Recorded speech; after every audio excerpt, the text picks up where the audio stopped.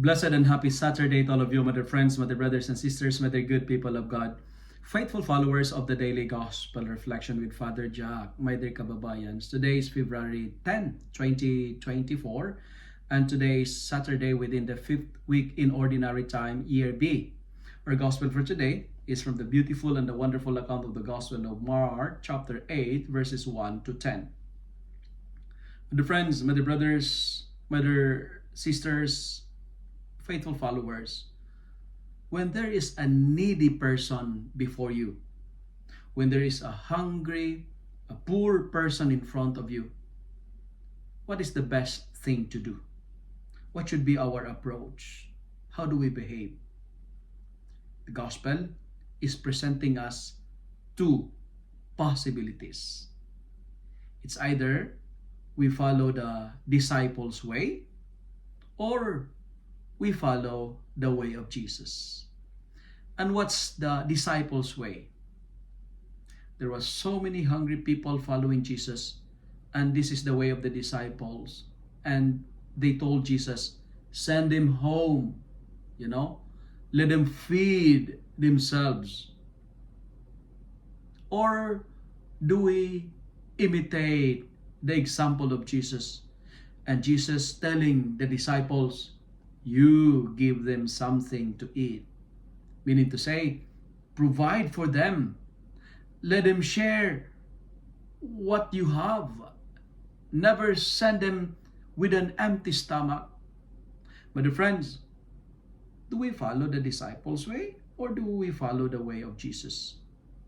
Jesus is a God of compassion, and His compassion is manifested. It is shown when He cannot afford to close His eyes for the needs of the crowd. For today's reflection, allow me to share 3 points, 3G. G. Number 1, there is a situation of hunger.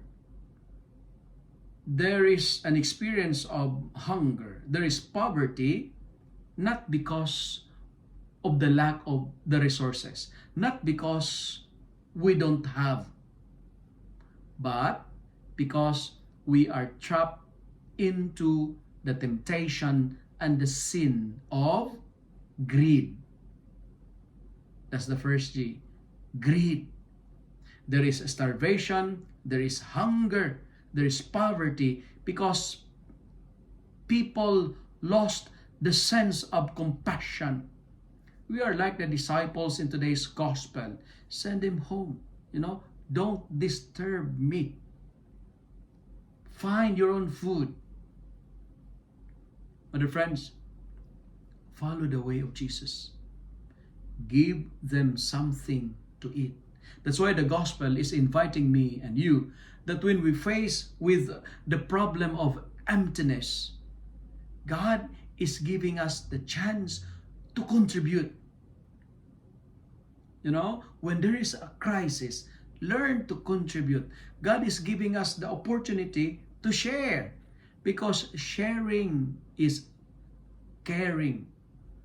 There is hunger, there is poverty because there is greed. Because greed is stronger than compassion. That's why to eliminate greed, the second G, we need to practice the act of giving. Learn to give. God is giving us the chance to produce miracles. Give. But in giving, give not to get, but give to inspire others to give. Because life is not all about accumulation. Life is all about contribution. And I would like to remind you, my dear followers, my dear brothers and sisters, that you are gifted to give. You have the potentials, you have the ability, and you have the capacity to give. You have the ability to bless others because we are here for others. Be like candle. Consume yourselves up, to give light to the darkness of others. Remember, sharing is caring. Sharing attract more blessings. Contribution magnets multiplications. And finally, why do we need to give? Because we have so many gifts. We are gifted. And because we are so gifted, the final G, learn to be grateful. Thank God because God has blessed you with so much in your life. Friends, let us surround ourselves. We are surrounded with so many gifts, with so many blessings. Let us be grateful and thank the Lord. Because I firmly believe gratitude is the best attitude.